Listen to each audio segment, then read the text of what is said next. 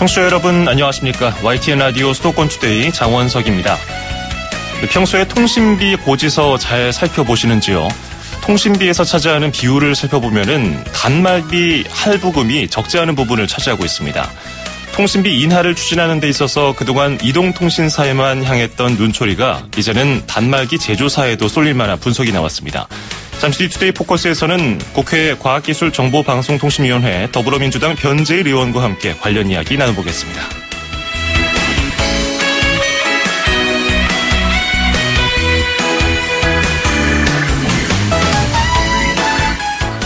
오늘 아침 앵커가 뽑은 수도권 뉴스입니다.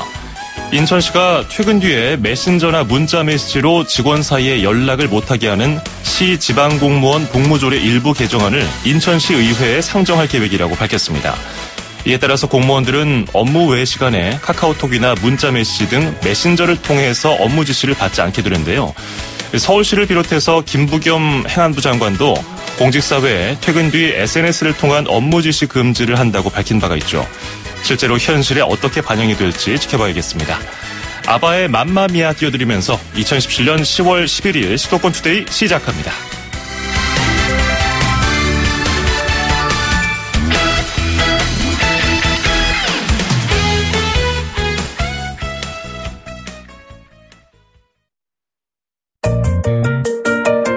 음악과 수도권 뉴스가 한방에 수도권 전문 방송 수도권 투데이.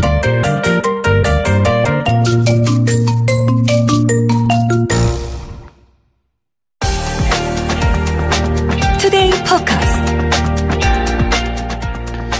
가정통신비 부담을 줄여준다고 현 정부에서 기본료 폐지를 추진했는데 결국 어렵게 됐죠. 그래서 선택 약정 할인율을 조정하는 것으로 일단락됐는데요. 이처럼 통신 부담 이야기가 나오면은 이동통신사를 비판하는 목소리가 많았었는데 한편에서 단말기 제조사들도 한 몫을 하고 있다는 분석이 나왔습니다. 실제로 통신비 가운데 단말기 가격 비중이 적지 않다는 겁니다. 오늘 관련 내용을 국회 과학기술정보방송통신위원회 위원인 더불어민주당 변재일 의원과 함께 다뤄보도록 하겠습니다. 변재일 의원님 안녕하세요. 예, 안녕하십니까. 예. 얼마 전에 녹색소비자연대와 함께 이동통신 서비스와 관련한 온라인 인식조사를 하셨다고 들었는데요. 예. 어떤 내용이고요? 또 조사 대상, 기간은 어떻게 됐습니까? 일단 지난 9월 달에 예. 한 열흘간 국내 성인 1,000명을 대상으로 인식조사를 해보니까 어떤 단말기를 쓰고 있느냐 했더니 응답자의 87.4%가 소위 고가 단말기 LTE 스마트폰을 사용하고 있었죠. 예. 그 중에서도 한 60대 이상 어르신들을 보니까 70.7%가 60대 이상 어르신들도 LTE 스마트폰을 쓰고 있어서 다른 나라에 비교해서 우리나라가 고가 단말기, 소위 프리미엄 단말기의 사용 비중이 높다. 이런 것들이 확인됐습니다. 예. 그러면 대부분 아까 LTE 고가 스마트폰이라는 것이 지금 다 일반적으로 많이 쓰고 계시는데요. 투지폰이라든지 다른 휴대전화는 쓰는 분들 평소에 찾아보기 힘들 정도로 많이 비율이 적어진 상태고요. 제조사별로 본다면은 어떻게 결과가 나왔습니까? 지금 우리 국내의 이용자들이 사용하는 휴대폰을 보니까 삼성전자 휴대폰은 가장 많이 씁니다. 63.8%가 삼성전자의 휴대폰을 쓴다고 응답을 했고 LG전자 휴대폰이 한 19.7%, 애플폰이 한 11.9%, 나머지 기타 이제 저가 단말기라든지 소위 실속형 단말기 이런 것들을 쓰는 경우에는 4.6%에 그치고 있어가지고서 어떻게 본다면은 단말기 과소비 아니냐 이런 것까지가 좀 지적을 할 수밖에 없는 상태입니다. 예. 프리미엄급, 고가 스마트폰 하면은 삼성의 경우는 주력 상품인 S 시리즈, 그리고 노트 시리즈, LG의 경우는 G 시리즈 정도를 뜰 수 있겠는데요. 말씀하신 것처럼 요금 부담이 가계 통신비에 있어서 부담이 커집니다. 당연히 비싼 폰을 쓰니까요. 그러면은 삼성하고 애플의 경우 소비자 부담이 어느 정도로 통신비에서 차지하고 있을까요? 지금 이제 우리 소비자들이 느끼는 통신요금이라는 것은 통신요금 고지서에 포함되는 내용을 다 통신요금이라고 생각하고 있거든요. 그렇죠. 그럼 거기서 통신 서비스 요금이다 통신사한테 가는 게 있고 어떤 형태든 통신 단말기 할부금으로 나가는 게 같이 들어가 있지 않습니까? 예. 근데 3만 원 미만 이루다 할부금을 내는 사람이 몇 퍼센트 되나 봤더니 전체 응답자의 43.5%만이 3만 원 미만을 할부금을 낸다고 그랬고 예. 삼성 단말기 쓰는 경우에는 39.8%로다 할부금 부담이 적은 경우가 상당히 낮았습니다. 오히려 5, 6만 원대 할부금을 내는 경우가 삼성 같은 경우에는 7.2%가 될 정도로다. 예. 고가 단말기 위주로 형성돼 있다 이렇게 볼 수 있고 애플폰 같은 경우에는 더 크죠. 아하. 애플폰 같은 경우에는 4, 5만 원 이상 요금을 납부하는 응답자가 전체 애플폰 사용자의 12.3% 거의 2배에 달할 정도로다. 3만 원 미만 납부하는 것보다. 그래서 그렇게 본다면은 우리가 송강상 얘기할 적에 내가 한 4만 원 정액제를 요금제를 택했다. 그럼 4만 원 정액제 요금제에다가 기타 만약에 갤럭시 S 노트 8 같은 거 쓰는 경우에는 예. 그거보다 훨씬 더 많은 한 5만 2천 원 정도를 갖다가 아하. 단말기 할부금으로 내는 그런 결과가 돼가지고 예. 통신 서비스 이용 요금보다 단말기 할부금을 내는 돈이 더 크다. 아하. 이렇게까지 현재 분석이 되고 있습니다. 그렇군요. LG라든지 다른 제조사들은 어떤가요? 비슷한가요? 비슷하다고 봐야 되겠죠. 조금 이제 LG 단말기 같은 경우에는 예. 가격이 삼성 단말기보다 가격이 조금 낮은 상태에서 출시가 되고 있지 않습니까? 예. 그렇기 때문에 가격에 연동되는 것이기 때문에 고가 단말기를 쓰는 경우에는 마찬가지다. 이렇게 볼 수가 있는데 그렇게 한다면 한국 소비자들이 고가 단말기를 쓰는 이유가 무엇이냐. 이것이 우선 분석돼야 되지 않겠습니까? 예. 근데 우리나라 통신 시장 자체가 고가 단말기 중심이 형성되어 있습니다. 어허. 예를 들어서 대리점이 가든지 가면은 대개 최신폰을 권하게 되고 최신폰을 할부해준다 뭐하다 해가지고서 자꾸 소비자한테 최신폰을 권하게 됩니다. 그렇죠. 그 원인을 가만히 보니까 우리나라에서는 휴대폰을 갖다가 대리점을 통해서만 살 수 있게 돼 있지 않습니까? 예. 통신사를 통해서. 그러다 보니까 고가의 휴대폰을 갖다가 비싸게 파는 것이 제조사에도 도움이 되고 통신사에도 도움이 되고 또 대리점에도 도움이 되는 경우가 되어 있습니다. 예. 그러다 보니까 자꾸 고가폰 중심이 나가는데 실질적으로 지역에 계신 어르신들 보면은 저분들이 쓰는 통신 이용 내역을 보면은 왜 S7이 S5 같은 걸 꼭 써야 되는지 그런 또 의심이 가는 경우가 상당히 많이 있지 않습니까? 중저가폰도 충분히 써도 되는데 충분하죠. 왜 이게 비싼 단말기 위주로 이런 홍보 정책을 펴고 있느냐 이것도 이제 문제가 되겠군요. 예, 제가 이번에 여러 가지 문제를 위해서 미국 상원에 들려서 상원 의원님들하고 여러 가지 논의한 적이 있었는데 예. 그때 그분들을 모시는 보좌진들이 가지고 있는 폰이 피처폰이었습니다. 그러니까 흔히 말하는 투지폰, 예전에 그렇죠. 폴더라든지 예, 슬라이드폰 그런 것들. 있더라고요. 예. 그렇다면 저분들은 그거 가지고서도 충분히 자기의 통신 수요를 충족시키고 있다. 이렇게 볼 수가 있거든요. 예. 더군다나 지금 휴대폰 같은 경우에 우리나라 인구 수보다 많은 사람들이 가입하고 있지 않습니까? 예. 그럼 많은 분들이 세컨폰을 가지고 있다 소리가 돼요. 휴대폰 2대. 예.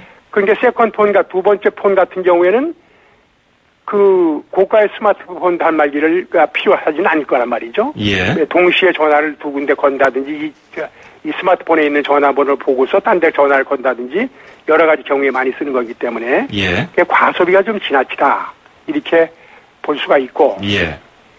또 한 가지는 국내에서 출시되는 단말기가 외국에서 판매되는 것보다 동일한 모델이 비싸냐 싸냐 그것도 참 궁금하더라고요. 흔히 그렇죠. 인터넷에서 논쟁이 많이 붙거든요. 뭐 예. 외국에서는 좀 더 싸게 주고 우리나라 또 동일한 가격인데 뭐 한 대 가격에 2대를 주는 뭐 이런 이벤트도 많이 한다고 예. 들었고요. 어떻습니까? 그래서 제조사한테 물어보면은 예. 우리나라에 공급되는 단말기에는 단말기 공급 가격이 또 통신사한테 제공되는 가격이 정확하게 공개는 되지 않고 있거든요. 그렇지만은 일반적으로 출고 가격이라고 하는 것을 보면은 거기에 출고 가격이 다른 나라에서 판매하는 것보다 비싼 경우가 많습니다. 예. 또 왜 비싸냐 물어보니까 우리나라에서 보급되는 휴대폰은 DMB 기능이 들어가 있다. 또 이어폰하고 충전기를 함께 공급하고 있다. 그래서 예. 비싸다. 이런 소리를 하고 있거든요. 예. 근데 지금은 우리나라 휴대폰 이용자 중에서 DMB 방송을 보는 사람 없습니다. OTT 서비스를 통해서 DMB는 수신이 상당히 불량한 경우가 있지만은 여러 가지 어플리케이션을 통해서 전국의 TV 방송을 보는 경우에는 아주 선명하게 나오거든요. 뭐 개인차가 있겠지만요. 예. 그것은 그 광고보다 무료로 제공되는 거기 때문에. 예. 그리고 휴대폰 충전기하고 이어폰 같은 경우에는 아마 집에 몇 개씩은 가지고 있을 겁니다. 예. 또 만약에 그렇지 않은 경우에는 마켓에 가서 사면 되거든요. 그런 것들 갖다 다 어떤 끼어 팔기를 하면서 왜 한국 시장에서는 고가의 단말기를 출시하느냐. 높은 가격에. 이런 지적을 하지 않을 수가 없더라고요. 그러면 지금 이런 현실에서 뭐 통신사 지원금, 보조금 이런 것들 손보고 비율 조정해봤자 실제로 가게에서 느낄 수 있는 통신비 인하 이런 체감 같은 것은 한계가 있지 않을까요? 그렇다고 봐야죠. 예. 예, 통신 서비스 이용 요금을 할부금을 지원금을 받지 않는 경우에 예. 통신 사에 지원금을 받지 않는 경우에 20%를 할인해 준 거 5% 내리지 않습니까? 예. 그래봤자 통신 서비스 요금보다 더 많은 단말기 할부금을 내고 있단 말이죠. 그러니까 50% 이상이 단말기 할부금이라면은 거기에 대해서 개선 대책을 만들지 않으면은 예. 가계 통신비 부담 완화라는 것은 반쪽짜리만 대상으로 하고 있는 반쪽짜리 정책밖에 안 된다. 이렇게 보고 있는 거죠. 예. 그래서 이제 방안으로 나온 것이 앞서 의원님도 언급해 주셨지만 우리가 단말기를 구입할 때 통신사 대리점에 가서 단말기 구입하면서 통신사 가입도 동시에 하지 않습니까? 예. 이제 이것을 분리해서 단말기는 제조사에서 사고 통신사 가입은 이동통신사 대리점에 가서 하는 단말기 완전 자급제가 대안으로 떠오르고 있는데 이 부분은 어떻게 논의가 잘 되고 있습니까? 지금 국회 내에서는 예. 우리 당 의원들하고 다른 당 야당 의원들께서도 단말기는 이제 완전 자급제로 다른 나라 가는 형태로 가야 된다. 그 단말기 완전 자급제를 추진하는 법안이 나가 있습니다. 예. 정부 측에서 일단 긍정적인 입장을 가지고 있기 때문에 이번 정기국회에서 그 법을 한번 처리를 해보려고 노력을 할 계획입니다. 실제로 국회 차원에서도 이 단말기 완전 자급제가 도입이 되면은 소비자들의 부담이 좀 줄어들 것이라고 분석을 하고 있는가 보군요. 예, 왜냐면 지금은 제조사하고 통신사가 제공해주는 휴대폰을 우리 통신 이용자들이 쓰고 있는 형태인데, 예. 단말기 완전 자급제가 되면은 통신 서비스 이용자들이 원하는 휴대폰을 공급할 수밖에 없거든요. 예. 만약에 그렇지 않은 경우에는 외국의 제품이라든지 우리나라의 중소기업이 제대로 된 단말기 제조업체가 그동안 많이 있었지 않습니까?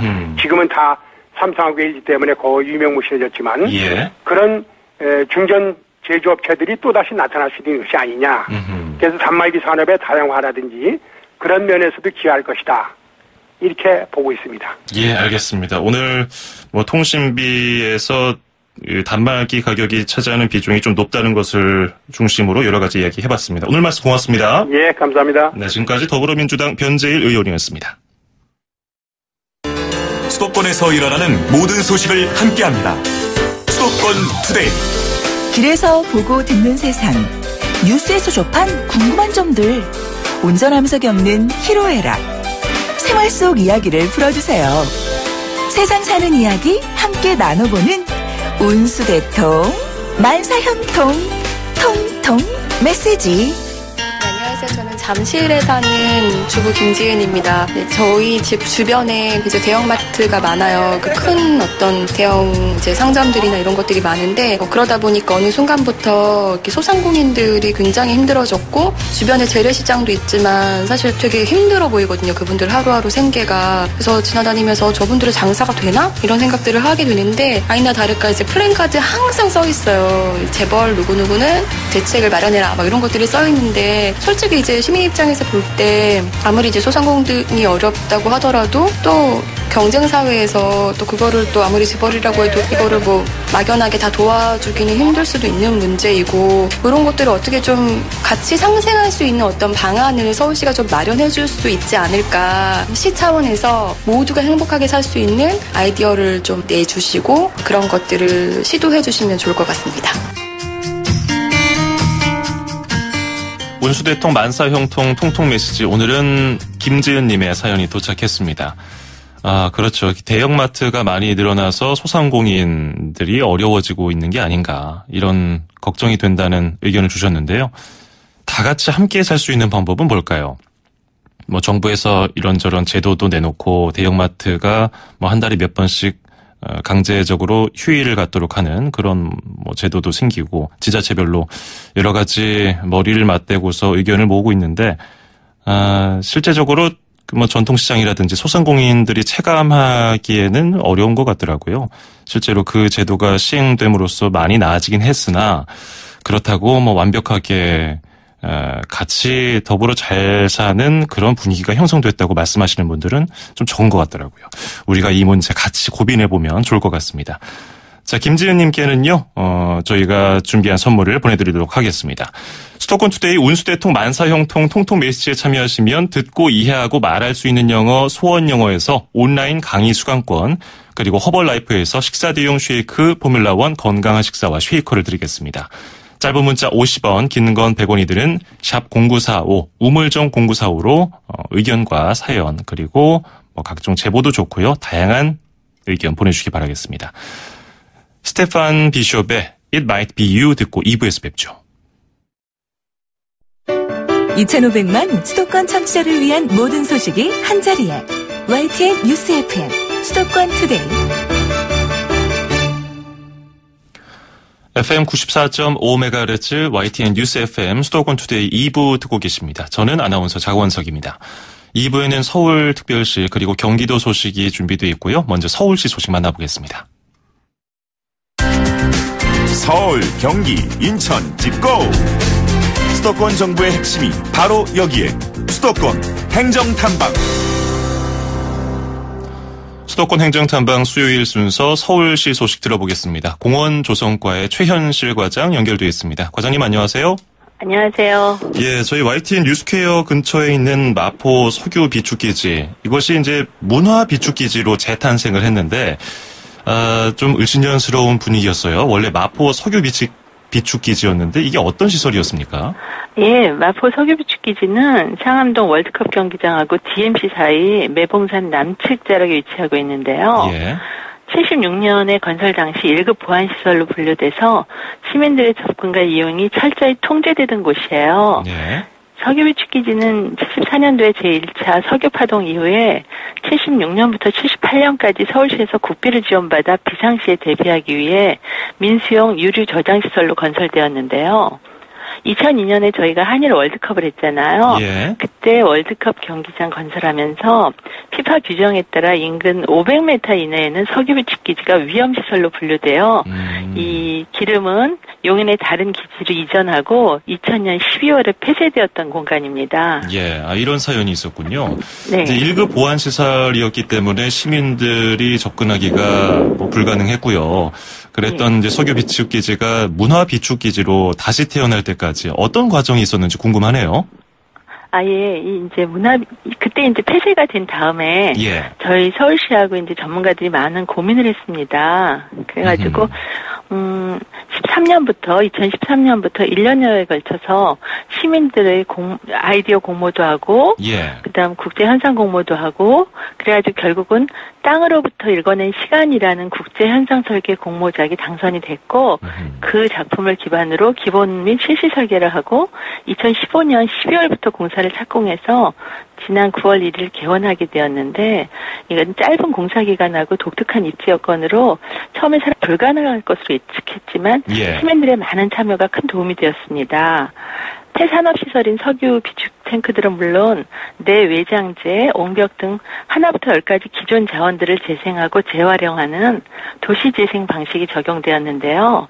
사업 초기부터 시민 주도형 도시재생 프로세스를 적용하였고 향후 운영 전반에서도 시민 주도 협치형 공원 운영 방식으로 운영할 예정입니다. 어딜 가나 뭐 서울 시민들이 도와주지 않으면은 할 수 있는 게 하나도 없군요. 한 4년 정도 걸렸나요? 다시 태어나기까지. 문화비축기지에는 어떤 시설들이 들어서 있습니까?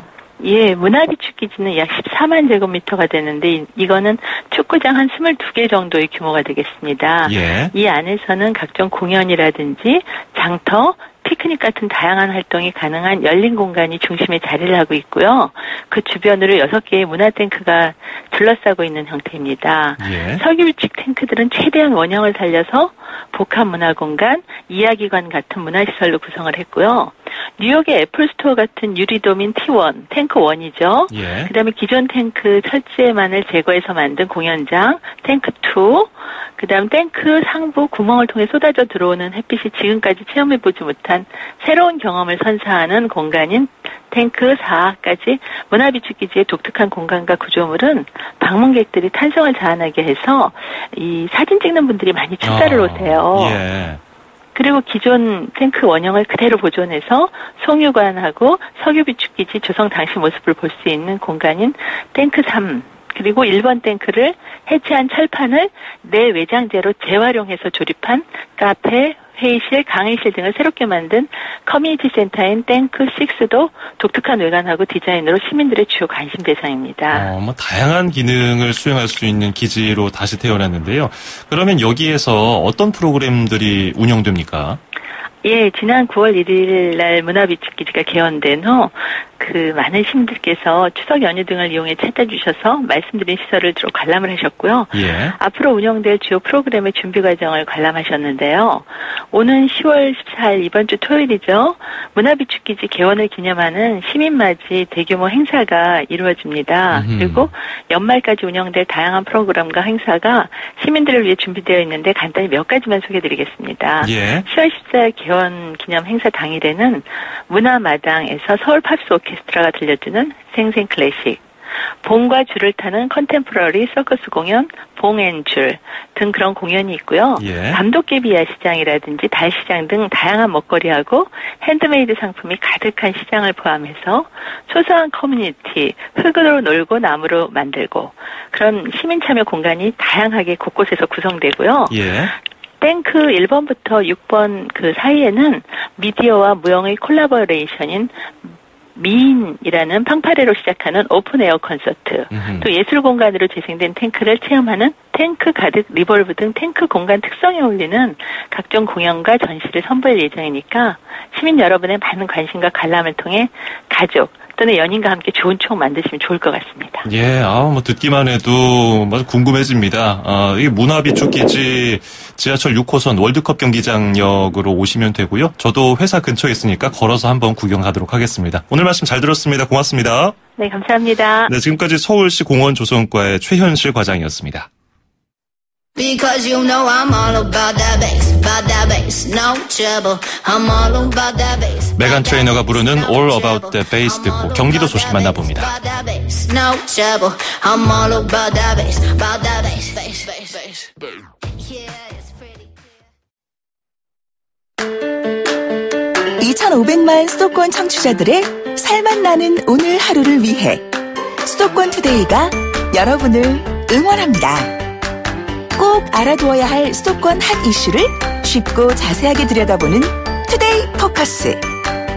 수도권 청취자 여러분들의 귀와 입이 되어드리는 코너 온수대통 만사형통 통통 메시지.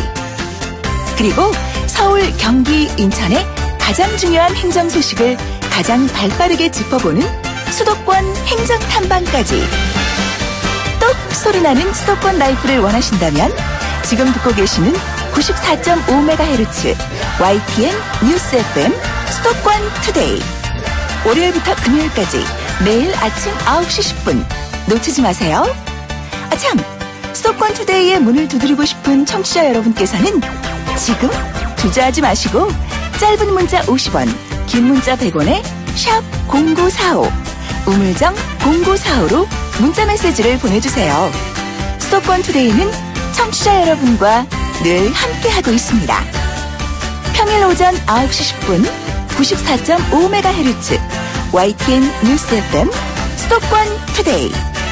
청취자 여러분과 늘 함께합니다.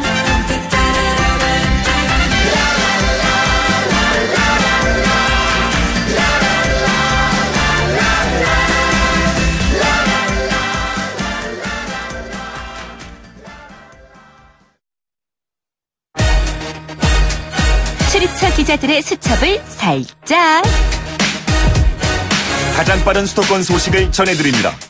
여기는 출입처입니다. 네, 매주 수요일 아침은 경기도 소식 알아보고 있습니다. 취재기자 전화로 연결돼 있습니다. YTN 김학무 기자에게 들어보죠. 안녕하세요. 네, 김학무입니다. 예, 경기도 영어마을 한때 전국적으로 영어마을 설립 붐을 일으킬 정도로 관심을 크게 끌었었는데 이제 이게 사라지게 된다는 소식이 들어와 있네요. 네, 경기도가 영어마을 파주 캠프를 체인저 캠퍼스로 바꾸고 프로그램도 크게 바꿔서 운영하기로 했습니다. 예. 지난 2004년 설립한 이후 13년 만인데요. 오는 15일부터 변경됩니다. 체인저 캠퍼스에서는 다양한 교육 프로그램이 운영될 예정인데요. 영어와 함께 창의 교육, 문화예술, 과학 멘토링, 교사 연수, 거꾸로 교실 등의 프로그램을 운영하게 됩니다. 예. 이 가운데 거꾸로 교실은 교사가 학생에게 일방적으로 가르치는 기존의 교육이 아니라 학생과 교사가 함께 토론하는 수업 방식을 말하는데요. 이곳에서는 교사들을 대상으로 거꾸로 교실의 수업 방식 등을 전수하게 됩니다. 모두 6개의 프로그램은 공모를 통해서 선정한 민간 기관과 단체가 자체적으로 수강생을 모집해서 진행하고 수강료는 경기도가 지원하기 때문에 참가자들은 식비 등 최소한의 실비만 부담하면 됩니다. 그렇군요. 그러면 영어마을 파주 캠프가 확 바뀌어버린다는 건데 양평에도 영어마을이 있지 않습니까? 네, 그렇습니다. 경기도는 영어마을 양평 캠프의 경우에는 내년 1월 말까지 외부 기관이 계속 운영한 뒤에 이후 어떤 방식으로 운영할지 결정하겠다고 밝혔는데요. 예. 파주 캠프처럼 교육 프로그램이 크게 바뀔 것으로 보입니다. 이처럼 영어마을이 크게 바뀌는 것은 비슷한 교육기관이 많아지고 사회적으로도 다양한 영어 교육 프로그램이 운영되면서 영어마을의 경쟁력을 잃었기 때문인데요. 경기도는 이미 지난해 11월에 경기 영어마을을 공식 해산하고 운영을 평생교육진흥원에 맡기기로 결정한 바 있습니다. 예, 그렇군요. 자, 그리고 사회복지사 얘기를 좀 해볼 텐데요. 사회복지사분들은 많이들 쉬지 못하는 걸로 알고 있습니다. 경기도가 오래 근무한 사회복지사에게 특별 휴가를 주기로 했다고요? 네, 경기도가 내년부터 10년 이상 근속한 사회복지사들에게 특별 휴가를 주기로 했습니다. 예. 대상은 경기도 내 2,100여 개 사회복지시설에 근무하는 사회복지사인데요. 이 가운데 10년 이상 근무자는 열흘, 또 20년 이상 근무자는 15일, 또 30년 이상 근무자는 20일의 휴가를 주게 됩니다. 예. 이들의 휴가로 인한 일시적 빈자리는 사회복지시설에 취업을 원하는 사회복지사 자격증 보유자들로 대체해서 이들에게 근무 경험을 쌓도록 할 계획입니다. 경기도 내 사회복지시설에 종사하는 사회복지사는 15,400여 명으로 이 가운데 10%인 1,530여 명이 10년 이상 장기 근속자입니다. 예. 하지만 20년 이상 장기 근속자는 150명에 불과한데요. 주로 아프고 힘든 취약계층에게 복지 서비스를 하는 사회복지사의 업무가 그만큼 고달프다는 것을 알 수 있습니다. 이번에 길지 않은 기간이지만 푹 쉬셨으면 좋겠고요. 다시 또 돌아오셔서 힘차게 일을 하셨으면 좋겠습니다.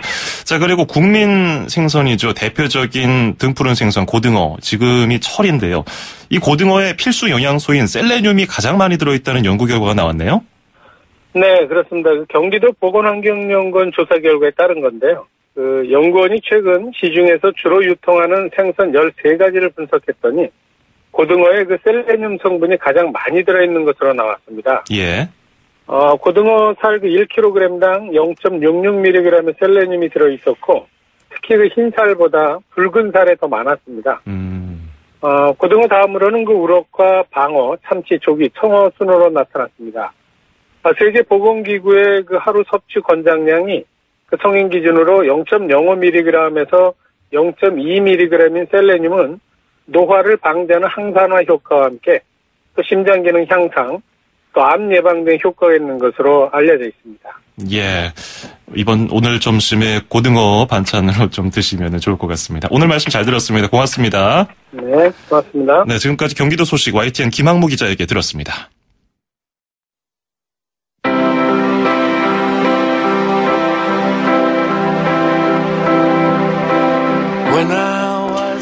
수도권 투데이 오늘 준비한 소식은 여기까지입니다. 일렉트릭 라이트 오케스트라의 When I Was a Boy 띄워드리면서 저는 인사드리겠습니다. 내일 아침 9시 10분에 뵙죠. 장원석이었습니다. 고맙습니다.